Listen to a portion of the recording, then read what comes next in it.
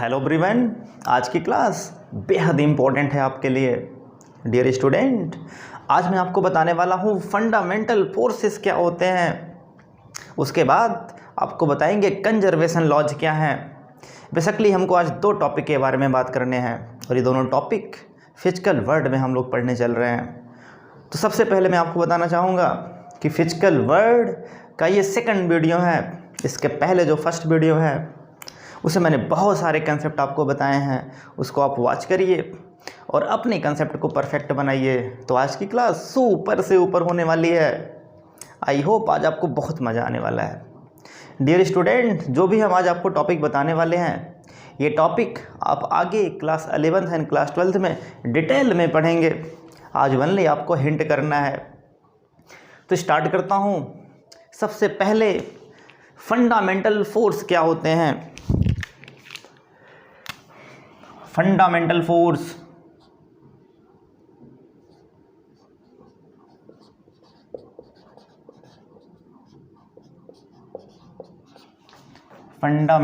Force तो dear student, जो fundamental force है ये बेसिकली चार होते हैं। सबसे पहला ग्रेविटेशनल फोर्स, दूसरा इलेक्ट्रोमैग्नेटिक फोर्स, तीसरा वीक न्यूक्लियर फोर्स, चौथा स्ट्रॉन्ग न्यूक्लियर फोर्स। तो वन बाय वन करके हम स्टडी करेंगे। तो सबसे पहला जो है वो है ग्रेविटेशनल फोर्स। सबसे first gravitational force.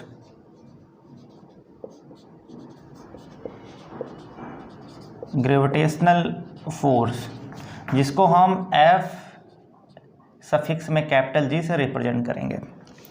Gravitational force के बारे में मुझे स्टडी करना है। सबसे पहले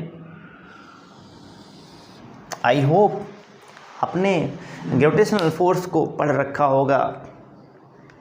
तो फिर से मैं आपको बताना चाहता हूँ कि क्या मेन कंसेप्ट है ग्रेविटेशनल फोर्स का। डियर स्टूडेंट, अगर आपने सपोज किया कि आपके पास दो बॉडी हैं कुछ इस तरीके से, पहली बॉडी है ये और ये दूसरी बॉडी है। मैंने मान लिया कि जो पहली बॉडी है इस बॉडी का मास है m1, जो दूसरी बॉडी है इस बॉडी का मास है m2। आई होप आप मास जानते होंगे, मास क्या होता है। अगर आपने इन दोनों बॉडी को फाइनाइट सेपरेशन पे रखा हुआ है, आपने मान लिया कि इन बॉडी के बीच का सेपरेशन स्मॉल r है। जब इस तरीके का कोई सिचुएशन होता है, दो बॉडी स्मॉल सेपरेशन पे होते हैं, तब वहाँ पे एक फोर्स क्रिएट हो जाता है और उसी फोर्स का नाम है ग्रेविटेशनल फोर्स। कहने का मतलब अब यहाँ पे एक फोर्स क्रिएट होगा, यहाँ पे एक फोर्स क्रिएट होगा। इस फोर्स को हम बोलेंगे ग्रेविटेशनल फोर्स, इसी का नाम होगा ग्रेविटेशनल फोर्स। कहने का मतलब जब दो बॉडी यूनिवर्स में स्मॉल सेपरेशन पे होती हैं या फिर लार्ज सेपरेशन पे होती हैं, तब उस केस में वहाँ पे एक फोर्स एग्जर्ट होता है, उसी को हम कहते हैं ग्रेविटेशनल फोर्स। आई होप आप समझ गए होंगे। अब यहाँ पे क्वेश्चन ये है कि ये ग्रेविटेशनल फोर्स किस बात पे डिपेंड करता है, किस पे डिपेंड करता है ये। तो आपने एक फॉर्मूला बनाया होगा क्लास 9th में, जिसको हम कहते हैं F बराबर G m1 m2 divide by r²। इसका मतलब अगर हम इस बॉडी के मास को बढ़ाएं, किसी एक बॉडी के मास के बढ़ाएं या फिर दोनों बॉडी के मास को बढ़ाएं, तब उस केस में फोर्स का मान बढ़ जाएगा। कहने का मतलब आप जानते हो कि F m1 m2 के प्रोडक्ट के डायरेक्टली प्रोपोर्शनल होता है। अगर कोई एक मास आपने बढ़ाया तो फोर्स का मान बढ़ गया, अगर आपने दोनों का मास बढ़ा दिया तो फोर्स का मान और बढ़ गया। दूसरी बात, अगर आप इस डिस्टेंस को कम करोगे या फिर अगर आप डिस्टेंस को बढ़ाओगे तब उस केस में फोर्स का मान घटेगा। अगर आपने बॉडी को यहाँ पे रख दिया तो लगने वाला फोर्स पहले से कम हो जाएगा। तो आप ये कह सकते हैं कि जो फोर्स है ये स्क्वायर ऑफ डिस्टेंस के इन्वर्सली प्रोपोर्शनल है। जब दोनों को कंबाइन करते हैं तो ये फार्मूला मिल जाता है। और यहाँ पे जो जी है, जी को हम कहते हैं प्रोपोर्शनैलिटी कांस्टेंट। प्रोपोर्शनैलिटी कांस्टेंट, इसी का नाम है called gravitational constant. Gravitational constant भी कहते हैं। और इसकी वैल्यू अभी आपको टेंशन नहीं लेना, मैं आपको बता दे रहा हूँ, 6.67 10⁻11 न्यूटन मीटर स्क्वायर पर किलोग्राम स्क्वायर, ये वैल्यू होती है जी की। डियर स्टूडेंट, ये सारे टॉपिक आपको क्लास 11 में मिलेंगे, डिटेल में मिलेगा, लेकिन यहाँ पे आपको क्या करना है, अपना बेसिक कंसेप्ट सही करना है। तो जब भी हम किसी दो बॉडी को स्मॉल सेपरेशन पे रखते हैं तब वहाँ पे ग्रेविटेशनल फोर्स लगता है। डियर स्टूडेंट, ये जो ग्रेविटेशनल फोर्स है ये किस बात पे डिपेंड करता है, तो आंसर है product of mass and square of distance. दो चीज़ पे डिपेंड करता है। जब हम मास को बढ़ाएंगे फोर्स का मान बढ़ जाएगा, डिस्टेंस को बढ़ाएंगे तो फोर्स का मान घट जाएगा। ये आपको याद रखना है। आई होप आप समझ गए होंगे, आपने फील कर लिया होगा। अब आगे हम बात करते हैं प्रॉपर्टीज, जो बेहद इंपॉर्टेंट है। Properties of gravitational force.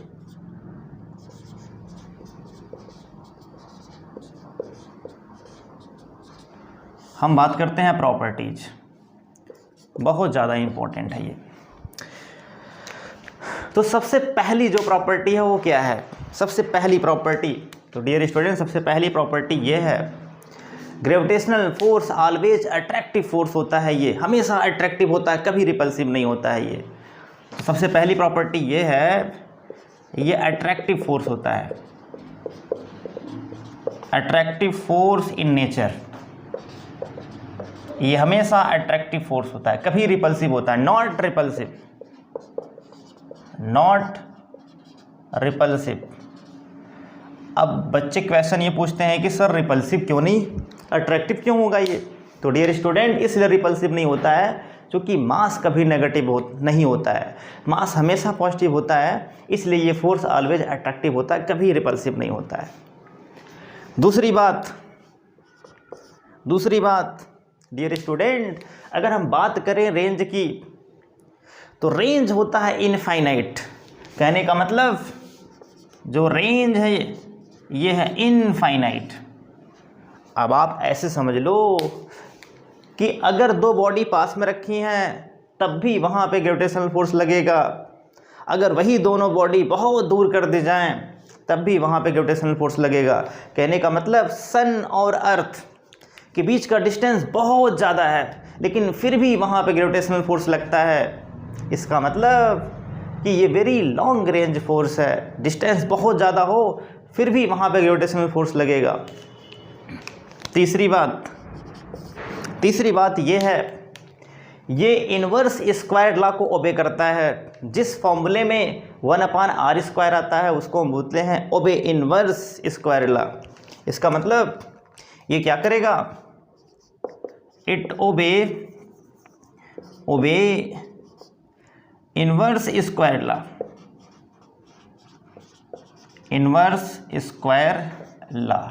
ये इन्वर्स स्क्वायर लॉ को ओबे करता है।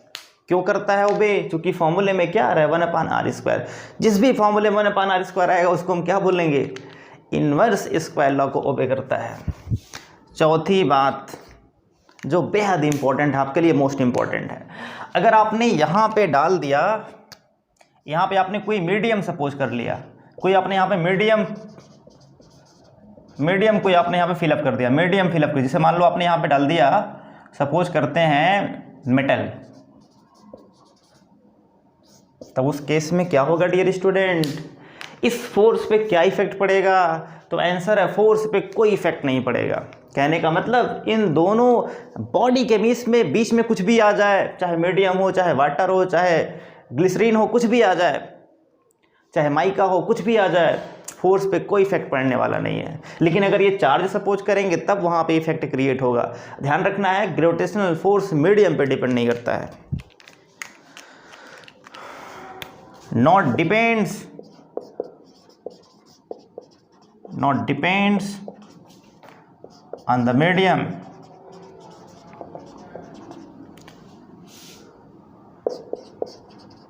placed between two bodies। I hope आप समझ गए होंगे। कहने का मतलब दो बॉडी के बीच में जो मीडियम है उस पर बिल्कुल डिपेंड नहीं करता है ये। नेक्स्ट पॉइंट जो और ज़्यादा इम्पोर्टेंट है डियर स्टूडेंट, ये सेंट्रल फोर्स होता है। सेंट्रल फोर्स होता है ये होता है सेंट्रल फोर्स। सेंट्रल फोर्स का मतलब क्या हुआ? इसका मतलब ऐसा फोर्स जिसमें direction along A line of joining हो। ये वाला इसको खींचेगा अपनी तरफ ऐसे, ये वाला खींचेगा अपनी तरफ ऐसे। इसका मतलब यहाँ जो डायरेक्शन है along A line of joining है।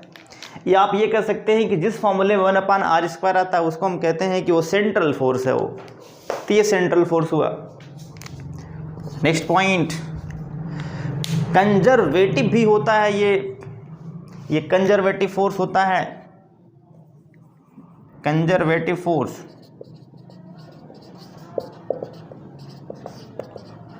अब ये कंजर्वेटिव फोर्स कैसे हुआ? तो डियर स्टूडेंट, अगर हम किसी बॉडी को किसी बॉडी के फील्ड में लेके आए तो उसके पाथ पे डिपेंड नहीं करता है। कहने का मतलब ये पाथ इंडिपेंडेंट है। ये कंजर्वेटिव फोर्स का मतलब क्या है? ये पाथ इंडिपेंडेंट है। ये पाथ इंडिपेंडेंट। आप ऐसे मान लो कि अगर आपको यहाँ तक पहुँचना है, यहाँ से आपको यहाँ तक जाना है, आप चाहे ऐसे जाओ, चाहे ऐसे जाओ, चाहे यूँ ऐसे जाओ, अगर आप इस ऑल केस में अगर आप वर्क सेम करेंगे, तो हम कहेंगे ये पाथ इंडिपेंडेंट है। कहने का मतलब आपने चाहे जिस पाथ को फॉलो किया हुआ है, वर्क की वैल्यू सेम है। इसका मतलब जो डिस्प्लेसमेंट है उस पर डिपेंड नहीं कर रहा है, क्योंकि वर्क होता है फोर्स मल्टीप्लाई डिस्प्लेसमेंट। तो आई होप आप समझ गए होंगे कि अगर पाथ इंडिपेंडेंट है तो उसको हम क्या बोलेंगे? कंजर्वेटिव। तो ये कंजर्वेटिव है। Next point,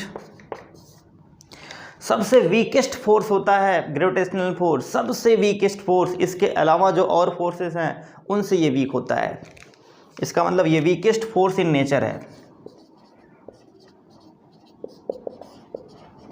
weakest force in nature. और लास्ट पॉइंट ये है कि ये फोर्स पैदा कैसे हुआ, ग्रेविटेशनल फोर्स क्यों क्रिएट हो रहा है दो बॉडी के बीच में। तो हम कहते हैं कि यहाँ दो बॉडी के बीच में जो मीडियम है उस मीडियम में ग्रेविटान इन्वॉल्व है। उसी ग्रेविटान की वजह से ये फोर्स एक्सपीरियंस होता है। कहने का मतलब जो ग्रेविटान है ये एक्सचेंज पार्टिकल है। अगर हम बात करें एक्सचेंज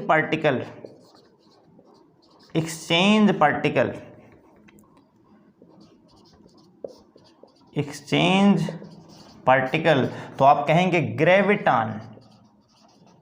ये है ग्रेविटान। मतलब जो ग्रेविटान है ये मीडियम में प्रेजेंट है। इसी ग्रेविटान की वजह से ये फोर्स एक्सपीरियंस होता है। अगर हम आपसे पूछें कि आप बताओ मेरी वॉइस आप तक क्यों पहुंच रही है, तो आप कहेंगे मीडियम की वजह से।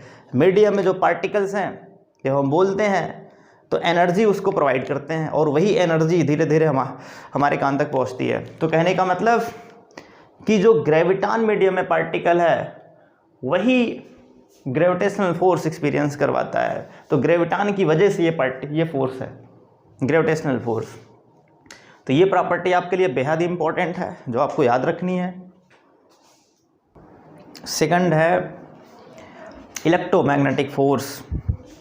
बात करेंगे सेकंड इलेक्ट्रोमैग्नेटिक फोर्स।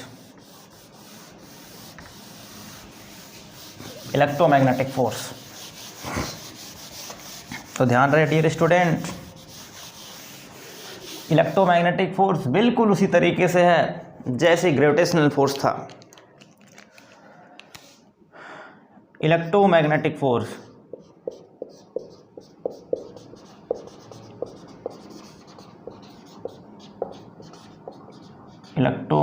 फोर्स ये है। इसको मैंने क्यों नहीं मिटाया अभी आप समझ जाएंगे। देखो ध्यान दो, अगर इलेक्ट्रोमैग्नेटिक फोर्स की हम बात करें तो सबसे पहले हम सपोज करते हैं हमारे पास दो स्टेशनरी चार्ज हैं। इस तरीके से मैंने मान लिया कि हमारे पास दो चार्जेज हैं, ये है पहला चार्ज और ये है दूसरा चार्ज। दो चार्जेज हैं, ओके। ये Q1 है और ये Q2 है। मैं ऐसा मान के चल रहा हूँ कि आप चार्ज के बारे में जानते होंगे, चार्ज क्या होते हैं ये आपको आइडिया है, ऐसा मैं मान के चल रहा हूँ ये आप जानते होंगे। डियर स्टूडेंट, अगर आपसे पूछें कि अगर ये दोनों चार्ज स्मॉल सेपरेशन पे यहाँ पे रखे गए हैं तब इस केस में क्या होगा, ये वाला चार्ज इसको रिपल करेगा, ये वाला चार्ज इसको रिपल करेगा। आपने पढ़ा होगा कि लाइक चार्ज रिपल करते हैं। कहने का मतलब यहाँ पे भी एक फोर्स एक्सपीरियंस होगा और इस फोर्स को हम क्या बोलते हैं, तो आंसर है इलेक्ट्रोस्टैटिक फोर्स। इसका नाम है electrostatic force. This is electrostatic force. कहने का मतलब जब दो चार्ज स्मॉल सेपरेशन पे होते हैं तब वहाँ पे इलेक्ट्रोस्टैटिक फोर्स एक्सपीरियंस होता है। आई होप आपने फील कर लिया होगा। इस इलेक्ट्रोस्टैटिक फोर्स की वैल्यू किस बात पे डिपेंड करती है, तो सेम जैसे आपने पढ़ा था ग्रेविटेशनल वाले केस में वही सेम कंसेप्ट होगा कि ये डिपेंड करेगा प्रोडक्ट ऑफ चार्जेज और डिपेंड करेगा स्क्वायर ऑफ डिस्टेंस के इन्वर्सली प्रोपोर्शनल। अगर दोनों को मिलाएं तो फॉर्मूला क्या बन जाएगा, F proportional to Q1 Q2 by R square. अगर हम इसको इक्वलिटी के फॉर्म में चेंज करें तो यहाँ पे आएगा एक कांस्टेंट जिसको हम कहते हैं K Q1 Q2 by R square. और इस जो K की वैल्यू है, K को हम कहेंगे प्रोपोर्शनलिटी कांस्टेंट, और इसकी जो वैल्यू होगी 1/4 पाई एप्सिलॉन नॉट। और जब इसको सॉल्व करते हैं तो 9 मल्टीप्लाई 10 की पावर 9 मिलता है। कितना, न्यूटन मीटर स्क्वायर पर कूलम स्क्वायर।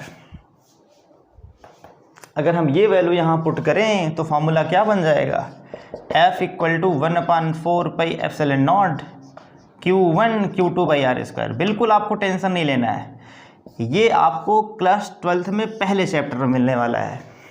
फर्स्ट चैप्टर में आपको मिलेगा ये पूरा डिटेल में। अब अगर पूछे यहाँ पे एप्सिलॉन नॉट क्या है तो आपका आंसर क्या होगा, ये है electrical permittivity of free space. इसको हम कहते हैं electrical permittivity of free space. हाँ, इसका मतलब यहाँ जो मीडियम सपोज किया गया है, यहाँ जो मीडियम एज्यूम किया गया है, ये क्या माना गया है, फ्री स्पेस। इस मीडियम को फ्री स्पेस एज्यूम किया गया है। डियर स्टूडेंट, F की वैल्यू किस बात पर डिपेंड करती है, तो आंसर है प्रोडक्ट ऑफ चार्ज। अगर आपने किसी एक चार्ज के मैग्नीट्यूड को बढ़ा दिया तो फोर्स का मान बढ़ जाएगा। अगर आपने दोनों के मैग्नीट्यूड को बढ़ा दिया तो और बढ़ जाएगा फोर्स का मान। अगर आपने डिस्टेंस को कम कर दिया तो फोर्स का मान बढ़ जाएगा। अगर आपने इस चार्ज को डिस्प्लेस किया इधर तो आर का मान बढ़ेगा और फोर्स का मान घटेगा। कहने का मतलब ये बातें आपको याद रखनी है। और इसी से मैंने क्या बना दिया, ये कि जो F की वैल्यू होती है 1/4 pi epsilon naught Q1 Q2 by R square होता है। अगर लाइक चार्ज है तो ये इसको दूर भगाएगा इधर, और ये भी इसको दूर भगाएगा इधर। ये दोनों बिल्कुल इक्वल फोर्स लगते हैं, जितना फोर्स ये इस पे लगाएगा ये वाला उतना इस पे लगाएगा। ठीक है, ये सब आपको आगे मिलने वाला, आपको बिल्कुल टेंशन नहीं लेना है।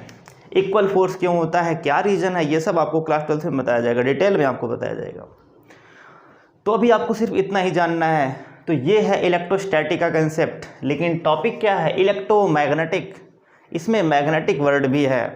अब डियर स्टूडेंट, मैग्नेटिक वाला कंसेप्ट कब क्रिएट होता है, तो अगर मैग्नेटिक कंसेप्ट की बात करें तो मैग्नेटिक कंसेप्ट कब क्रिएट होगा, अगर हम सपोज करें हमारे पास कोई एक मैग्नेट है।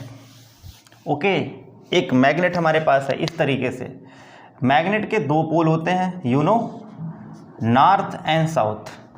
आपने इसके बगल में एक दूसरा मैग्नेट रख दिया, इसका साउथ पोल है, इसका नॉर्थ पोल है। अब आप बताओ यहाँ पे फोर्स कैसा होगा, ये मैग्नेट इसको रिपल करेगा या फिर दूर भगाएगा, तो आपका आंसर होगा कि ये मैग्नेट इसको रिपल करेगा। अगर ये फर्स्ट मैग्नेट है और ये सेकंड मैग्नेट है तो इसको रिपल करेगा, ये ऐसे रिपल हो जाएंगे, सॉरी अट्रैक्ट करेगा। कहने का मतलब ये दोनों एक दूसरे की तरफ अट्रैक्ट हो जाएंगे। जैसे प्लस और माइनस अट्रैक्ट होता है, वैसे मैग्नेट वाले केस में नॉर्थ और साउथ पोल अट्रैक्ट होते हैं। अब अगर ये अट्रैक्ट हो रहा है तब उस केस में इसका मतलब यहाँ पे फोर्स क्रिएट होगा और इसको हम कहेंगे मैग्नेटिक फोर्स। यहाँ जो फोर्स क्रिएट होगा इसको हम क्या बोलेंगे, तो आंसर है मैग्नेटिक फोर्स, इसका नाम है मैग्नेटिक फोर्स। और यहाँ जो फील्ड बनेगी उसको हम बोलेंगे मैग्नेटिक फील्ड। ऐसे अगर हम सपोज करें हमारे पास एक वायर है इस तरीके से, और इसमें स्टडी करंट फ्लो कर रहा है, इस वायर में आई जो करंट है वो कैसी है, आई स्टडी करंट है, आई स्टडी करंट है। तो आपने पढ़ा हुआ है क्लास 10th में, आपकी एक्टिविटी है कि जब किसी करंट कैरिंग वायर में, जब किसी करंट कैरिंग वायर को कंसीडर करते हैं तब उस केस में उसके चारों तरफ यूनिफॉर्म मैग्नेटिक फील्ड जनरेट होती है। इसका मतलब यहाँ पे मैग्नेटिक फील्ड ऐसे जनरेट हो जाएगा, ये मैग्नेटिक फील्ड लाइन होंगी। अगर ये ऊपर की तरफ करंट है तो जो मैग्नेटिक फील्ड लाइन होंगी ऐसे होंगी, मींस एंटी क्लॉकवाइज। ये आप कैसे निकालते हैं, तो आप कहते हैं इसको हम राइट हैंड थंब रूल से निकालते हैं। ये सब बेसिक कंसेप्ट आप इसको जानते होंगे, आपने पढ़ा होगा क्लास 10th में। अब डियर स्टूडेंट, अगर हम इस मैग्नेटिक फील्ड में कोई एक अदर मैग्नेट ला करके रखें तो क्या होगा, तो इस पे एक फोर्स लगेगा जिसको हम क्या बोलेंगे, मैग्नेटिक फोर्स। या अगर आप इस करंट कैरिंग वायर के पास में कोई दूसरा अगर आप करंट कैरिंग वायर रखेंगे तब भी फोर्स लगेगा, इस वायर पे फोर्स लगेगा, उसकी वैल्यू क्या होगी, मैग्नेटिक फोर्स। ये सब आपको डिटेल मिलने वाला है क्लास 12th में, अभी आपको बिल्कुल टेंशन नहीं लेना है। तो आई होप आप समझ गए होंगे कि इलेक्ट्रोमैग्नेटिक का क्या कंसेप्ट है। इसमें दो चीज़ें हैं, इलेक्ट्रोस्टैटिक एंड मैग्नेटोस्टैटिक्स। जो मैं आपको ये बता रहा हूँ ये कंसेप्ट है मैग्नेटोस्टैटिक्स का। जो मैंने आपको पहले बताया चार्ज वाला केस, उसको हम कहते हैं इलेक्ट्रोस्टैटिक्स। दोनों को मिला देंगे तो हो जाएगा इलेक्ट्रोमैग्नेटिक।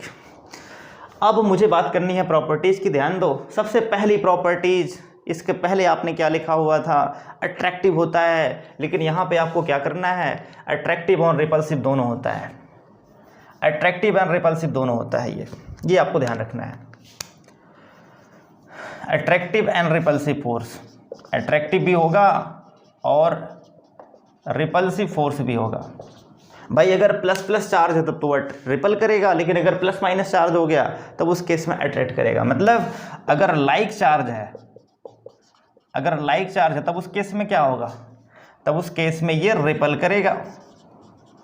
लेकिन अगर लाइक अनलाइक चार्ज है, अगर अनलाइक चार्ज है तब उस केस में क्या होगा, तब उस केस में ये अट्रैक्ट करेगा, तब उस केस में अट्रैक्ट करेगा। ये आपको ध्यान रखना है। आई होप आपका कंसेप्ट क्लियर हो गया होगा। जैसे आपने पहले प्रॉपर्टी पढ़ा हुआ है ग्रेविटेशनल में, वही आपको सेम प्रॉपर्टी पढ़नी है, कोई अंतर नहीं है, इसलिए मैंने इसको डिलीट नहीं किया। रेंज क्या होता है, इनफाइनाइट, इसका भी रेंज इनफाइनाइट होगा, पहले भी रेंज इनफाइनाइट था और इस बार भी रेंज इनफाइनाइट होगा। इनवर्स स्क्वायर लॉ को पहले भी ओबे कर रहा था, इस बार भी ओबे करेगा।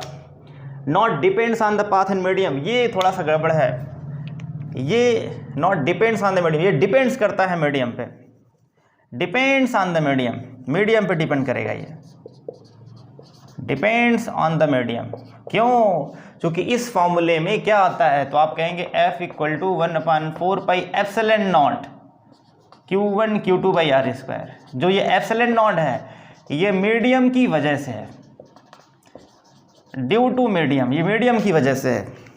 अगर हम यहाँ पे सपोज करते हैं कि यहाँ पे आपने डाल दिया वाटर, अगर आपने यहाँ पे वाटर डाल दिया तब उस केस में फोर्स की वैल्यू 1/80 टाइम्स डिक्रीज कर जाएगी।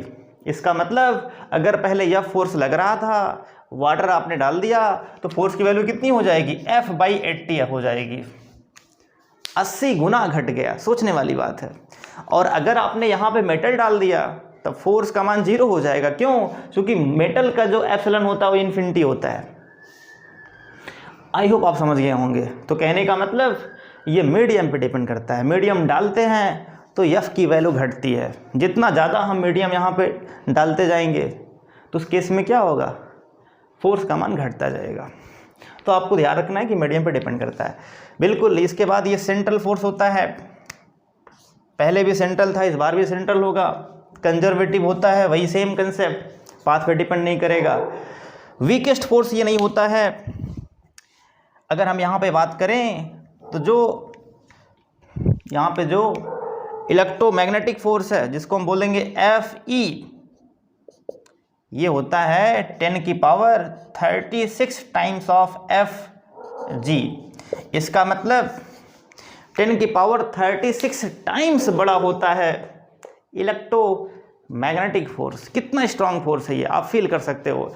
10⁻36 टाइम्स स्ट्रांगर है किससे? तो आंसर इलेक्ट्रोस्टैटिक फोर्स है।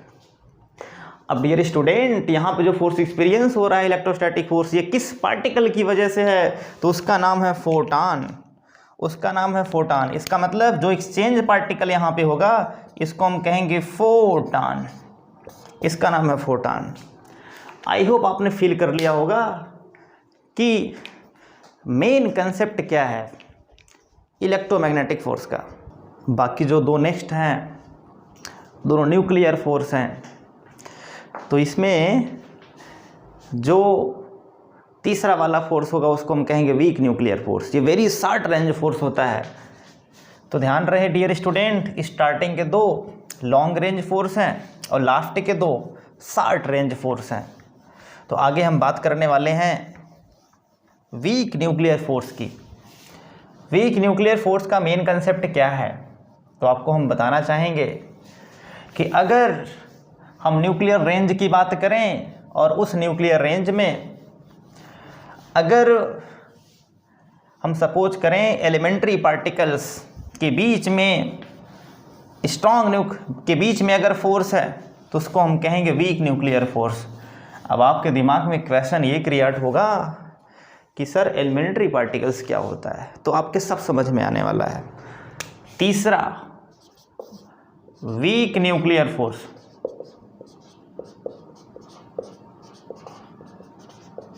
वीक न्यूक्लियर फोर्स, और इसके बाद होगा स्ट्रॉन्ग न्यूक्लियर फोर्स। ध्यान रहे डियर स्टूडेंट, जो वीक न्यूक्लियर फोर्स है, सही लिखा हूं वीक, देख लेना भाई स्पेलिंग। जो वीक न्यूक्लियर फोर्स है ये बिल्कुल एलिमेंट्री पार्टिकल के बीच में होता है। जो न्यूक्लियर प्रोसेस है उस न्यूक्लियर प्रोसेस में जो एलिमेंट्री पार्टिकल्स क्रिएट होते हैं उनके बीच में जो फोर्स होता है उसको हम कहते हैं वीक न्यूक्लियर फोर्स। अब समझने का प्रयास करो कि एलिमेंट्री पार्टिकल्स क्या होता है। जैसे इलेक्ट्रॉन, प्रोटॉन, न्यूट्रॉन, ये सबसे छोटे पार्टिकल्स हैं आपके लेवल पे, लेकिन इनसे भी छोटे पार्टिकल्स हैं। इनसे भी छोटे पार्टिकल हैं जिनको हम कहते हैं क्वार्क, जिनको हम कहते हैं एलिमेंट्री पार्टिकल। जैसे न्यूट्रिनो हो गया, ठीक है, एंटी न्यूट्रिनो हो गया, मेसान हो गया, बोसान हो गया, फर्मियांस हो गया, लेप्टॉन हो गया, म्यूऑन हो गया, क्रिप्टॉन हो गया। बहुत सारे ऐसे पार्टिकल्स हैं जिनको हम कहते हैं एलिमेंट्री पार्टिकल्स। जब इनके बीच में फोर्स एक्सर्ट होता है न्यूक्लियर प्रोसेस में, तब वहाँ पे कहते हैं कि वीक न्यूक्लियर फोर्स है। तो आपको ध्यान रखना है, it is a force that appear, it is a force that appear between elementary particle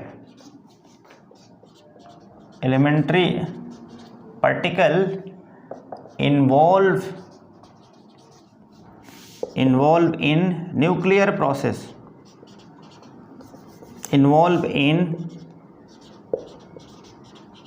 nuclear process, जिसका नाम है such as beta decay process. Very important, beta decay process.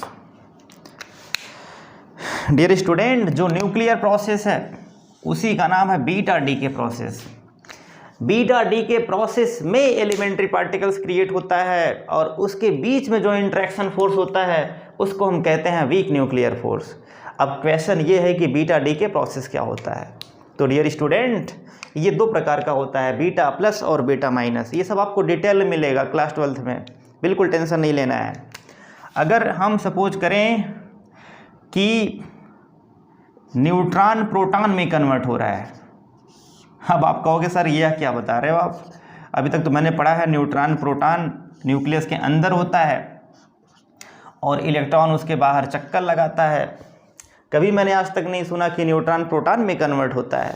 Neutron अलग है, प्रोटॉन अलग है। लेकिन डियर स्टूडेंट, न्यूट्रॉन प्रोटॉन में convert होता है, that is called nuclear process. तब इस केस में जब न्यूट्रॉन प्रोटॉन में कन्वर्ट होगा तब यहाँ पे एक पार्टिकल, दो पार्टिकल निकलते हैं। सबसे पहला जिसको हम कहते हैं ई माइनस का मतलब ये है इलेक्ट्रॉन, इसको हम कहते हैं इलेक्ट्रॉन। और इसके साथ एक और पार्टिकल निकलेगा जिसको हम कहते हैं एंटी न्यूट्रिनो, जिसका नाम है एंटी न्यूट्रिनो। तो इस प्रोसेस को हम कहते हैं बीटा माइनस प्रोसेस, इसका नाम है बीटा माइनस डीके, ये कहलाता है beta minus decay. Beta minus decay में न्यूट्रॉन प्रोटॉन में कन्वर्ट होता है, उसके बाद इलेक्ट्रॉन निकलेगा और एंटी न्यूट्रिनो निकलेगा। अब यहाँ पे जो ये पार्टिकल्स हैं, अब ये जो एलिमेंट्री पार्टिकल्स हैं, इसमें जो फोर्स एक्सपीरियंस होगा that is called weak nuclear force. ऐसे ही अगर हम आपसे पूछें कि आप बताओ अगर प्रोटॉन न्यूट्रॉन में कन्वर्ट हो रहा है तब क्या होगा, तब उस केस में डियर स्टूडेंट यहाँ पे निकलता है पॉजिट्रॉन और प्लस निकलेगा न्यूट्रिनो। इसको हम कहते हैं beta plus process, beta plus decay process. तो ऐसे प्रोसेस में जो एलिमेंट्री पार्टिकल्स हैं that is called elementary particles. ये सब एलिमेंट्री पार्टिकल्स हैं, ये सब एलिमेंट्री पार्टिकल्स हैं। इनमें जो फोर्स एक्सपीरियंस होता है उसको हम कहते हैं weak nuclear force. I hope आप समझ गए होंगे। अब अगर प्रॉपर्टीज़ की बात करें तो प्रॉपर्टीज़ क्या होंगी?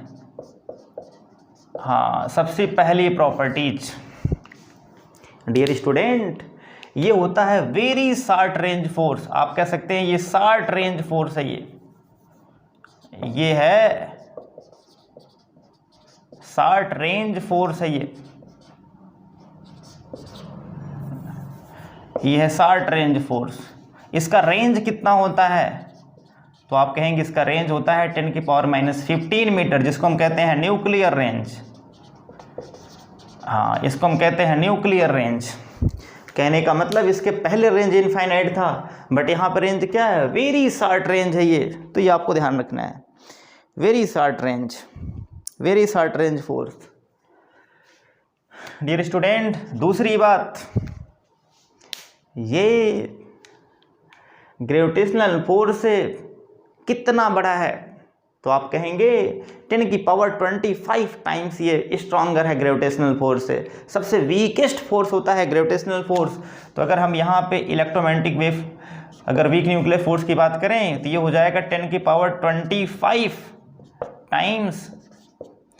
Times gravitational force. It is very very important point.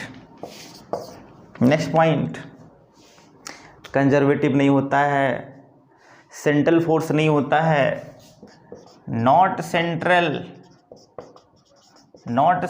Force, not conservative force भी नहीं होगा। लेकिन यहाँ पे जो एक्सचेंज पार्टिकल है जिसकी वजह से ये सब क्रिएट हुआ उसको हम कहते हैं पाई मेसन। अगर हम यहाँ पे एक्सचेंज पार्टिकल की बात करें, जो एक्सचेंज पार्टिकल है इसको हम कहते हैं pi meson. It is very very important point, कई बार एग्जाम में आ चुका है और ये आता भी है। इस पे आप स्टार लगा लो कि जो वीक न्यूक्लियर फोर्स है उसमें एक्सचेंज पार्टिकल क्या है, तो आप कहेंगे एक्सचेंज पार्टिकल पाई मेसन है। बेहद इंपॉर्टेंट है आपके लिए। तो ये प्रॉपर्टी हो गई डियर स्टूडेंट किसकी? तो आंसर है वीक न्यूक्लियर फोर्स की। अब हम आगे बात करेंगे स्ट्रॉन्ग न्यूक्लियर फोर्स, बहुत इंपॉर्टेंट है ये। नेक्स्ट है dear student strong nuclear force.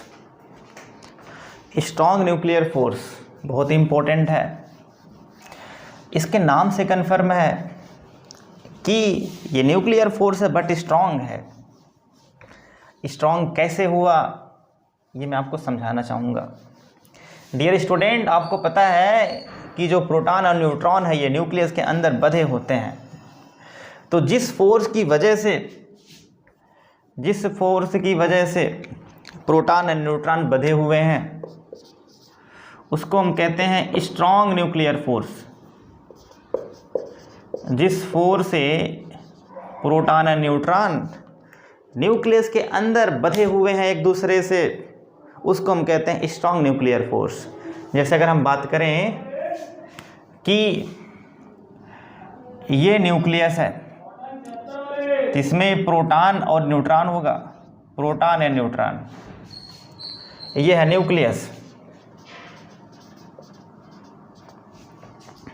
Proton and neutron को हम कहते हैं न्यूक्लियन। तो डियर स्टूडेंट, इस न्यूक्लियस में प्रोटॉन न्यूट्रॉन अगर पास में है तो सिंपल सी बात है, कोई न कोई फोर्स यहाँ पे लग रहा है। जिस फोर्स की वजह से प्रोटॉन न्यूट्रॉन बंधे हुए हैं that is called strong nuclear force. तो लिखेंगे हम the force by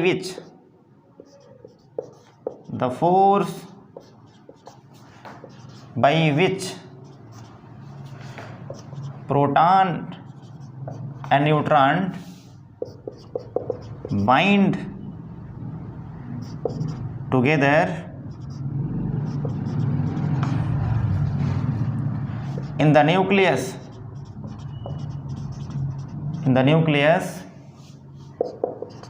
is called strong nuclear force। I hope आप समझ गए होंगे। द फोर्स बाई विच, ध्यान रखना है, जिस फोर्स की वजह से, आई होप आप समझ गए होंगे। तो डियर स्टूडेंट, जिस फोर्स की वजह से प्रोटॉन एंड न्यूट्रॉन क्या होते हैं, बाइंड्स होते हैं टुगेदर, उसको हम कहते हैं न्यूक्लियर फोर्स, उसका नाम है स्ट्रॉन्ग न्यूक्लियर फोर्स। अब क्वेश्चन ये है कि यहाँ जो फोर्स है वो कैसा होगा। तो डियर स्टूडेंट, यहाँ जो फोर्स है ये अट्रैक्टिव फोर्स होगा। ये जो फोर्स है यहाँ पे, इसको हम कहेंगे ये अट्रैक्टिव फोर्स है। ये अट्रैक्टिव फोर्स होता है। कहने का मतलब जिस अट्रैक्टिव फोर्स की वजह से प्रोटॉन न्यूट्रॉन न्यूक्लियस के अंदर बंधा हुआ है that is called strong nuclear force. I hope आपने फील कर लिया होगा, बहुत सिंपल कंसेप्ट है। अब इसके प्रॉपर्टीज़ की बात करते हैं। तो ध्यान रहे डियर स्टूडेंट, इसकी प्रॉपर्टी बहुत इंपॉर्टेंट है। प्रॉपर्टीज, सबसे पहली प्रॉपर्टीज, एक बात मैं आपको और बताना चाहूँगा कि प्रोटॉन एंड न्यूट्रॉन इन दोनों का नाम क्या होता है, इसको हम कहते हैं न्यूक्लियन। ये भी आपको याद रखना है, इसको हम कहते हैं न्यूक्लियंस। यहाँ जो P है इसको हम कहते हैं प्रोटॉन, और जो N है इसको हम कहते हैं न्यूट्रॉन। ये आप जानते हैं, प्रोटॉन होता है पॉजिटिवली चार्ज्ड और न्यूट्रॉन होता है न्यूट्रल। ये सब आप जानते होंगे, बेसिक चीज़ें हैं। तो कहने का मतलब न्यूक्लियस में दो पार्टिकल्स होते हैं, प्रोटॉन एंड न्यूट्रॉन। दोनों को अगर हम मिला करके बोलना चाहें तो उसको कहेंगे न्यूक्लियंस। सबसे पहली प्रॉपर्टी क्या है डियर स्टूडेंट, ये हमेशा अट्रैक्टिव फोर्स होता है। सबसे पहली प्रॉपर्टी क्या है, ये हमेशा अट्रैक्टिव फोर्स होता है। ये अट्रैक्टिव फोर्स है। दूसरी बात, इसका रेंज कितना होगा, तो आप कहेंगे इसका रेंज क्या होता है, very short range. Very short range, इसका मतलब कितना, तो आप कहेंगे जो इसका रेंज होगा 10⁻⁻15 metre, that is called nuclear range. इसको हम न्यूक्लियर रेंज भी कहते हैं, न्यूक्लियर रेंज इसको कहते हैं। और अगर पूछें आपसे नेक्स्ट पॉइंट कि जो स्ट्रॉन्गर फोर्स है ये सबसे ज़्यादा स्ट्रांग है, बाकी जो पहले मैंने आपको 3 फोर्स बताए इन तीनों से भी ज़्यादा है, तो कितना ज़्यादा होगा ये ग्रेविटेशनल से, तो आप कहेंगे जो स्ट्रॉन्ग फोर्स है अगर हम इसको Fs से डिनोट करें तो 10⁻38 टाइम्स ऑफ Fg होता है। ये बेहद इंपॉर्टेंट है, कभी कभार ये डायरेक्टली क्वेश्चन आता है 1 नंबर में, नीट वगैरह में आता है कि जो Fs है ये Fg का कितना गुना बड़ा है, तो आप कहेंगे 10⁻38 टाइम्स स्ट्रॉन्गर है strong nuclear force gravitational force से। Next point, same concept, not conservative. भैया कंजर्वेटिव नहीं है, सेंट्रल भी नहीं है, not central force, conservative force भी नहीं है, सेंट्रल फोर्स भी नहीं है। हाँ, नेक्स्ट पॉइंट, किस पार्टिकल की वजह से ये न्यूक्लियर फोर्स है, तो आंसर है जिसको हम बोलते हैं मैसेंजर पार्टिकल। एक्सचेंज पार्टिकल, या इसका दूसरा नाम है मैसेंजर पार्टिकल। मैसेंजर पार्टिकल, और इसको हम कहते हैं इज कॉल्ड बोसान। इसका नाम होगा बोसान। ये बहुत इंपॉर्टेंट है। कहने का मतलब बोसान जो पार्टिकल है, अब ये बोसान कैसा पार्टिकल है, तो ये एलिमेंट्री पार्टिकल है। इसके पहले मेसान कैसा पार्टिकल था, एलिमेंट्री पार्टिकल था।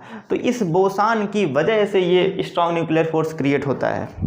तो आई होप आपने समझ लिया होगा। और एक और इसमें है जो बेहद इंपॉर्टेंट पॉइंट है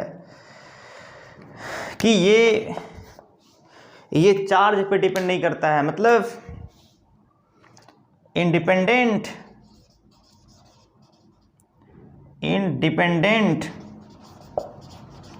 on the character of charge. Character of charge समझने का प्रयास करो। इसका मतलब जब भी कोई चार्ज पार्टिकल न्यूक्लियर रेंज में आता है तब उसके चार्ज के कैरेक्टर पर डिपेंड नहीं करता है। अब आप समझने का, अगर आपसे पूछें एक क्वेश्चन आप बताओ, देखते हैं कौन बताता है। सेम ही कंसेप्ट यूज करना है। अगर प्रोटॉन के बगल प्रोटॉन आ जाए या फिर न्यूट्रॉन के बगल न्यूट्रॉन आ जाए, प्रोटॉन के बगल न्यूट्रॉन आ जाए, ये तीन केस हैं। इसमें कहाँ पे कौन सा फोर्स होगा, इन तीनों में कौन कौन से फोर्स होंगे, ये आपको कमेंट करके बताना है। डियर स्टूडेंट, अगर न्यूक्लियस के अंदर प्रोटॉन न्यूट्रॉन बधे हुए हैं, बाइंड्स हैं, इसका मतलब प्रोटॉन प्रोटॉन के बगल भी हो सकता है, न्यूट्रॉन न्यूट्रॉन के बगल हो सकता है, या फिर प्रोटॉन न्यूट्रॉन बगल में हो सकता है। ये तीनों केस बन सकते हैं। तो अगर पूछें इन तीनों केस में कहाँ पे कौन सा फोर्स होगा, तो आपका आंसर ये होना चाहिए, इन ऑल केस में क्या होगा, इन ऑल केस में कैसा होगा, स्ट्रॉन्ग न्यूक्लियर फोर्स होगा। इन ऑल केस में स्ट्रॉन्ग न्यूक्लियर फोर्स। क्यों? क्योंकि ये किस पर डिपेंड नहीं करता है, independent on the character of charge. ये प्लस है या फिर इस पे चार्ज नहीं है, ये उस बात पे डिपेंड नहीं करता है। आई होप आप समझ गए होंगे। इन ऑल केस में कैसा फोर्स होगा, तो आंसर है स्ट्रॉन्ग न्यूक्लियर फोर्स होगा। लेकिन अगर आप डिस्टेंस को बढ़ा दें, अगर आपने ये डिस्टेंस कितना था, अभी आपने देखा कि प्रोटॉन और प्रोटॉन के बीच में कितना डिस्टेंस है, तो आंसर है 10⁻⁻15 मीटर। लेकिन अगर आपने डिस्टेंस कर दिया, बढ़ा दिया डिस्टेंस, आपने 10⁻10 मीटर कर दिया। अब डियर स्टूडेंट, अब ये न्यूक्लियर रेंज को क्रॉस कर चुका है, अब डिस्टेंस का मान बढ़ गया है। इसका मतलब अब यहाँ पे इलेक्ट्रोस्टैटिक फोर्स आ जाएगा। कहने का मतलब यहाँ पे न्यूक्लियर फोर्स अब नहीं होगा, यहाँ पे कौन सा फोर्स होगा, इलेक्ट्रोस्टैटिक फोर्स होगा। तो आपको ध्यान रखना है। लेकिन अगर डिस्टेंस को हम और कम कर दें, अगर आपने डिस्टेंस को कितना कर दिया, 10⁻17 मीटर कर दिया, तब उस केस में क्या होगा, तब उस केस में फोर्स रिपल्सिव हो जाएगा। ये भी आपको ध्यान रखना है। कहने का मतलब अट्रैक्टिव फोर्स सिर्फ न्यूक्लियर रेंज में पॉसिबल है। अगर आपने डिस्टेंस उससे भी कम कर दिया, तब वही जो अट्रैक्टिव फोर्स है रिपल्सिव फोर्स हो जाएगा। और अगर आपने डिस्टेंस को बढ़ा दिया, तब उस केस में कैरेक्टर ऑफ चार्ज पर डिपेंड करेगा। प्लस प्लस है तो रिपल करेगा, और प्लस माइनस है तो अट्रैक्ट करेगा। ये है बेसिक कंसेप्ट। आई होप आप समझ गए होंगे। अब हम बात करेंगे कंजर्वेशन ऑफ लॉज की। ये लास्ट टॉपिक है डियर स्टूडेंट, कंजर्वेशन लॉज। तो कंजर्वेशन लॉज बेसिकली 4 होते हैं जो आपको पढ़ने हैं। कंजर्वेशन लॉज 4 होते हैं। सबसे पहला जो कंजर्वेशन लॉज होगा उसको हम कहेंगे कंजर्वेशन ऑफ एनर्जी, फिर हम कहेंगे कंजर्वेशन ऑफ लीनियर मोमेंटम, फिर अगेन हम कहेंगे कंजर्वेशन ऑफ एंगुलर मोमेंटम, और लास्ट में होगा कंजर्वेशन ऑफ चार्ज। तो कहने का मतलब आपको जो कंजर्वेशन लॉज है, कंजर्वेशन लॉज, ये बेसिकली आपको 4 पार्ट्स में डिवाइड करके पढ़ना है। सबसे पहला है conservation of energy. Conservation of energy मैं आपको समझाना चाहूँगा क्या होता है कंजर्वेशन ऑफ एनर्जी का मेन कंसेप्ट। ये मैं आपको एक एग्जांपल दे करके समझाना चाहूँगा। जैसे आपने एक बाल को किसी हाइट से गिराया नीचे की तरफ, ये ग्राउंड है, आपने इसको नीचे की तरफ गिराया। तो अगर आपसे पूछें कि आप बताओ जब ये बॉल किसी हाइट पे है, किसी एच हाइट पे है, तब इसके पास कौन सी एनर्जी है, तो आप कहेंगे इसके पास सिर्फ पोटेंशियल एनर्जी है जिसकी वैल्यू होती है mgh। इसके पास काइनेटिक एनर्जी 0 है, चूंकि ये रुका हुआ है बॉल, इसके पास वेलोसिटी नहीं है, तो काइनेटिक एनर्जी इसके पास नहीं है। लेकिन अगर यही बॉल अगर यहाँ इस बीच में कहीं पहुँच जाए, अगर x डिस्टेंस नीचे आ जाए, तब आप कहेंगे इसकी हाइट भी चेंज हो गई है, पहले से हाइट का मान घट गया है, तो इसका मतलब पोटेंशियल एनर्जी का मान यहाँ पे घट जाएगा। लेकिन फिर भी पोटेंशियल एनर्जी कुछ न कुछ होगा। अब ये जब यहाँ से यहाँ पहुँचेगा, इसके पास कुछ न कुछ वेलोसिटी यहाँ पे होगी, इसका मतलब इसके पास काइनेटिक एनर्जी भी होगा, दोनों होगा इसके पास, दोनों इसके पास होंगे और दोनों का मान 0 नहीं होगा, मतलब पोटेंशियल एनर्जी भी होगा और काइनेटिक एनर्जी भी होगा। क्लियर? अगर हम इस ग्राउंड की बात करें तो जैसे ग्राउंड को टच करेगा वैसे हाइट का मान 0 हो जाएगा, इसका मतलब mgh h 0, तो potential energy 0, but kinetic energy क्या होगा? नॉट 0। क्यों? तो आंसर है डियर स्टूडेंट कि जो काइनेटिक एनर्जी यहाँ पे होगा जब ये ग्राउंड को टच करेगा उस समय वेलोसिटी मैक्सिमम होगी। अगर मैक्सिमम वेलोसिटी से हिट करेगा ये, तो उस केस में काइनेटिक एनर्जी मैक्सिमम होगी। आप ये सपोज कर लो कि एक जो है आप बॉल को गिराओ, पहले आप फर्स्ट फ्लोर से गिराओ, किसी बॉय के सर पे गिराओ फर्स्ट फ्लोर से, तो कम चोट लगेगा। अगर आप थर्ड फ्लोर से गिराओगे ज़्यादा चोट लगेगा। क्यों? क्योंकि हाइट आपने बढ़ा दिया, वेलोसिटी बढ़ जाएगा, तो उस केस में एनर्जी का मान ज़्यादा हो जाएगा, तो उसको ज़्यादा हिट करेगा। तो इस केस में डियर स्टूडेंट अगर हम हर जगह निकालें एनर्जी, अगर हम हर जगह एनर्जी निकालें, तो आप कहेंगे हर जगह जो एनर्जी आएगा वो कितना आएगा? इक्वल आएगा। कितना आएगा? इक्वल आएगा। That is called conservation of energy. कहने का मतलब एनर्जी यहाँ पे कहीं पे काइनेटिक पोटेंशियल में कन्वर्ट हो रहा है, कहीं काइनेटिक पोटेंशियल में, पोटेंशियल काइनेटिक में हो रहा है कन्वर्ट। फाइनली कितना है? हर जगह वो कांस्टेंट है। That is called conservation of energy. ये बिल्कुल आपको एक्सपेंड फॉर्म में मिलेगा क्लास 11th में, तो बिल्कुल आपको टेंशन नहीं लेना है। आप ये समझो ऐसे कि जब हम किसी बॉडी को फ्री फॉल करते हैं तब उस केस में एनर्जी कंजर्व होती है। तो फ्रीली फॉलिंग, अगर एग्जांपल की बात करें तो आप क्या कहेंगे? कंजर्वेशन ऑफ एनर्जी का मतलब क्या हुआ? फ्रीली फॉलिंग वाले केस में एनर्जी कंजर्व होगी। Freely falling, freely falling, freely falling में क्या होगा? एनर्जी कंजर्व होगा। दूसरी बात, conservation of linear momentum, conservation of linear momentum, ध्यान रहे ये डियर स्टूडेंट, जो कंजर्वेशन ऑफ लीनियर मोमेंटम है इसका सिंपल सा कंसेप्ट ये है कि अगर आप राइफल को चलाओ तब उस केस में आप क्या देखते हैं? जब राइफल से गोली आगे की तरफ निकलती है तो राइफल पीछे की तरफ झटका मारता है। इसका मतलब जिस वेलोसिटी से गोली आगे की तरफ गई उसी वेलोसिटी से राइफल पीछे की तरफ आया, तो मोमेंटम कितना हो गया? 0, चूँकि वेक्टर क्वांटिटी है। एम वी आगे की तरफ है, एम वी पीछे की तरफ है, इसका मतलब नेट मोमेंटम सिस्टम का 0 हो जाएगा। तो अगर P कांस्टेंट है, अगर P कांस्टेंट है, इसका मतलब जो मोमेंटम गोली दागने के पहले था वही गोली दागने के बाद भी है, तो इसका मतलब लीनियर मोमेंटम कंजर्व है। That is called conservation of linear momentum. आप ऐसे कह सकते हैं, आपने पढ़ा होगा F बराबर dp/dt, याद करो, इसको हम कहते हैं न्यूटन सेकंड लॉ। ये है न्यूटन सेकंड लॉ। अब अगर हम यहाँ पे F बराबर 0 कर दें, इफ़ F इक्वल टू 0, अगर आपने F बराबर 0 कर दिया तो बताओ dp का मान कितना होगा? 0।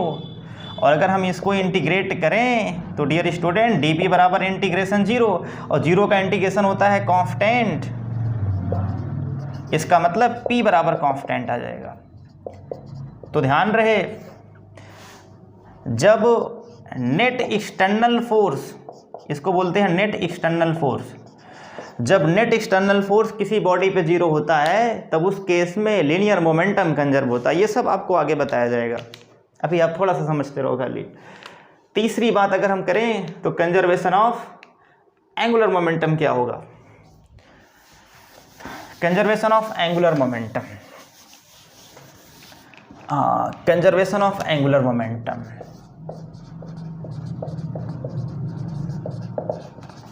Conservation of angular momentum. हम ध्यान दो, जैसे अगर आप किसी बॉडी को सर्कुलर मोशन करवाओ और उस केस में अगर टार्क की वैल्यू 0 हो जाए तब हम कहेंगे वहाँ पे एंगुलर मोमेंटम कंजर्व होगा। आप ऐसे मान लो कि टाउ की वैल्यू होती है dl/dt, ये एक फॉर्मूला आपको आगे मिलने वाला है। अब यहाँ पे अगर आपने सपोज कर लिया व्हेन टाउ बराबर 0 तो आपको क्या मिलेगा, देन dl/dt बराबर 0, मतलब dl बराबर 0 और l की वैल्यू आ जाएगी कांस्टेंट। जैसे आपने simple p equal to constant दिखाया था वैसे आपने क्या दिखा दिया, l इक्वल टू कॉन्स्टेंट। आपको क्या याद रखना है, टाउ इक्वल टू dl/dt। यहाँ पे टाउ क्या है, जिसको हम कहते हैं टॉर्क, और l क्या है, जिसको हम कहेंगे एंगुलर मोमेंटम। एंगुलर मोमेंटम है ये, एंगुलर मोमेंटम है ये। तो डियर स्टूडेंट, ये रिलेशन होता है और इसी से हम समझते हैं कि कैसे एंगुलर मोमेंटम कंजर्व होगा। आई होप आप समझ गए होंगे, ठीक है। बाकी बहुत सारी चीज़ें हैं वो आगे आपको बताई जाएंगी डिटेल में जब ये क्लास 11 में टॉपिक आएगा तब। अब लास्ट है चौथा, जिसको हम कहते हैं कंजर्वेशन ऑफ चार्ज। हाँ, कंजर्वेशन ऑफ चार्ज क्या है डियर स्टूडेंट, बहुत सिंपल है। अगर हम कहें कि आप किसी दो बॉडी को रब करो, चौथा है कंजर्वेशन ऑफ चार्ज।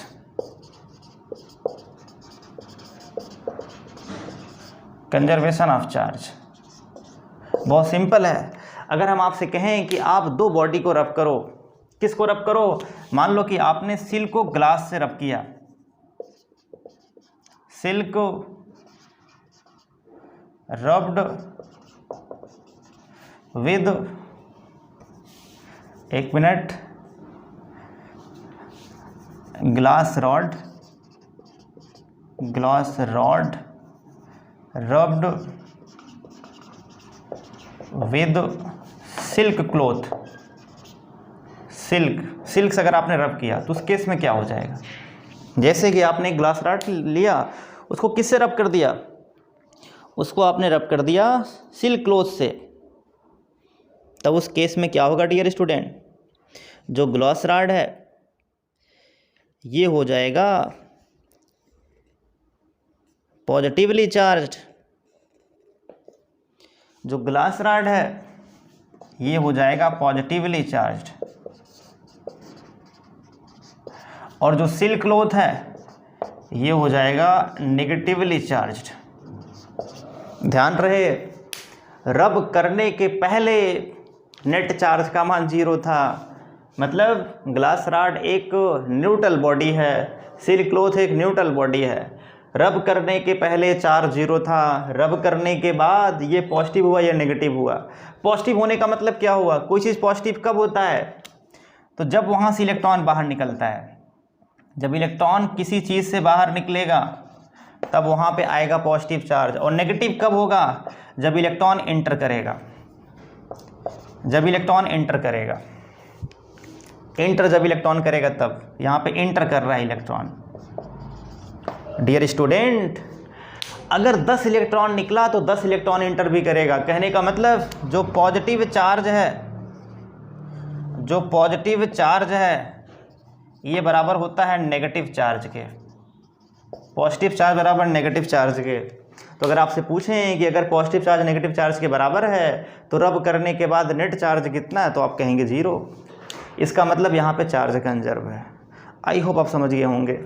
ये कंसेप्ट है कंजर्वेशन ऑफ चार्ज का। ऐसे बहुत सारे कंसेप्ट हैं। जब प्रोटॉन न्यूट्रॉन में कन्वर्ट होता है तब यहाँ निकलता है क्या, तो आंसर है पॉजिट्रॉन, और इसके बाद न्यूट्रिनो। तो ये होता है +1 चार्ज इसका, और इसका होता है चार्ज 0, इसका होता है चार्ज 0, इसका होता है +1। इसका मतलब यहाँ पे भी चार्ज कंजर्व है। LHS का जो चार्ज है RHS के चार्ज के बराबर है। तो ये भी एक एग्जाम्पल है कंजर्वेशन ऑफ चार्ज का। ऐसे बहुत सारे एग्जाम्पल है, पेयर प्रोडक्शन, एनिलेशन है, सब आपको बताए जाएंगे क्लास 12th में। तो आई होप आज आपने फील किया होगा कि फिजिकल वर्ल्ड में फंडामेंटल फोर्स और कंजर्वेशन लॉज का मेन कंसेप्ट क्या है। इस वीडियो को अच्छे से वॉच करें। अगर आपको अच्छा लगे, कंसेप्ट समझ में आए तो मुझे आप प्लीज़ कमेंट करके बताएं। तो आज के लिए बस इतना ही। खुश रहें, बाय।